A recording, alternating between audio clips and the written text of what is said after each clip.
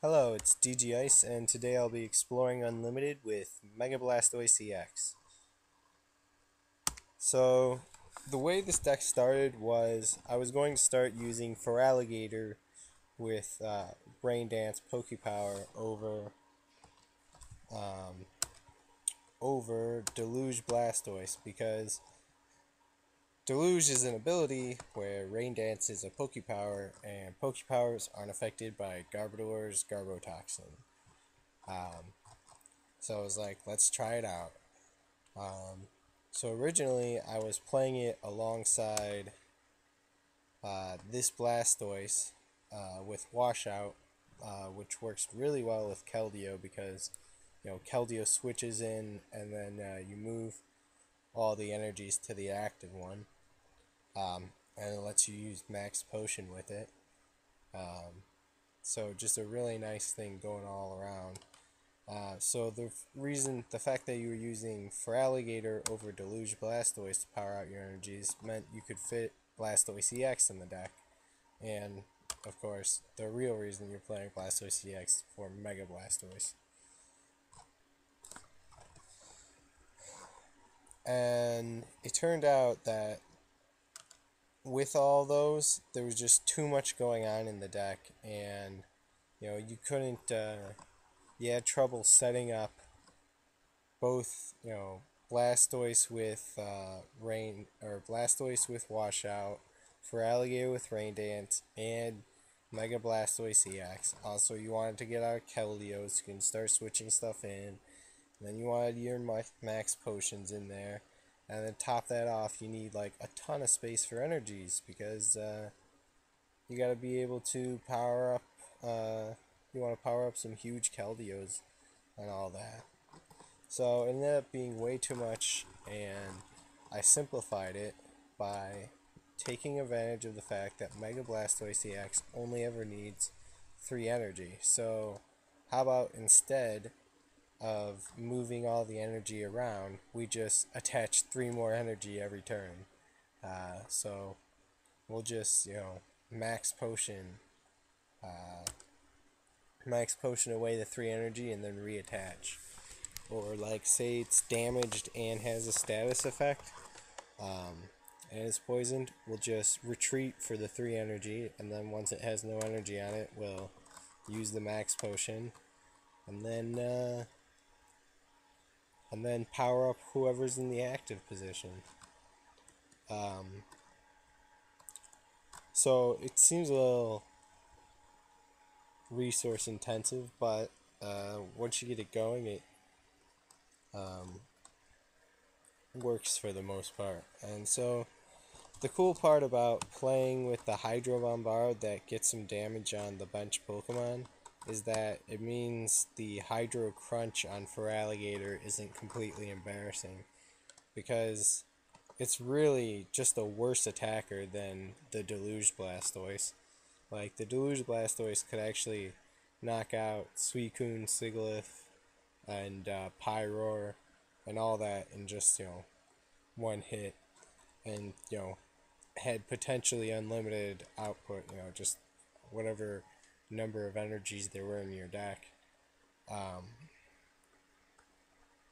Where Feraligtr, really, it 2-hit KOs almost anything, because, it does 60 damage the first time and then 120 damage the second time, making it, 180.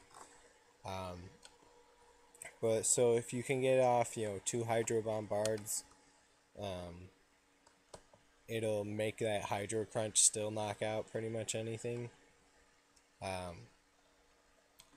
But it's still kind of just embarrassing. So I do play 1 Muscle Band because if you get 1 Hydro Bombard off on a 170 HP EX and then you add a Muscle Band to it, you're doing 140 plus the 30 that's already on there. You can knock it out.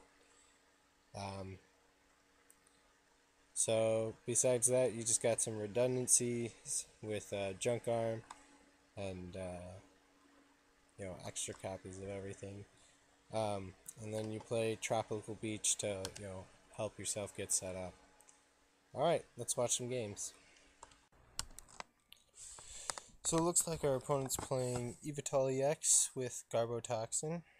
We get off to a good start, getting Blastoise EX, Totodile, and Tropical Beach.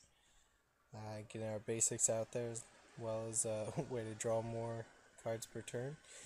Junk Arm back that computer search after using it because we want to be able to search in case we draw a Feraligtr or a rare candy. We want to be able to search for the other part. But here we have to computer search back for a junk arm when we could have just not gone through all that trouble, because we need to junk arm back the muscle band to put exactly 50 damage on Evital. That way we can do 120 damage and knock it out with Splash Bomb or Hydro Cannon. It also got us out of that status effect. So here's a little bit awkward. He was only doing 80 damage last turn, but if he attaches a DC and a muscle band, he can do exactly enough damage to take out the Mega. So we should have max potion there, but now we get to knock out his Evital, which he just invested all those resources in. So it wasn't that bad. Although we did, waste the whole turn. So here we get to see the advantage of being able to heal off all the damage with max potion and replay all the energies with Rain Dance, powering out our attackers each turn. Because originally he was leading with being an attack ahead, but healing off the damage and being able to get that attack on there puts him on the back foot, and now he can't attack with that Darkrai without risking it getting knocked out, and he won't gain any rewards because he won't be able to knock us out in one hit.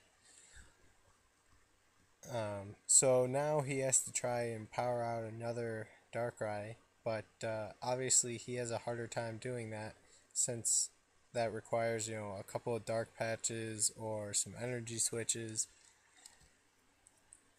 which he already used up earlier in the game. This gives us an interesting choice though, because he'll probably just keep retreating to each Darkrai every turn, and it'll take forever for the damage to stack up. So I go ahead and I Mega Evolve because I know within 2 attacks of the Hydro Bombard, the Darkrai and the bench will be knocked out. Especially since that means we won't have to keep powering out energies each turn, because in case he was able to power up his attackers. And here he concedes because he's 30 damage away from getting knocked out. Alright, thanks for watching.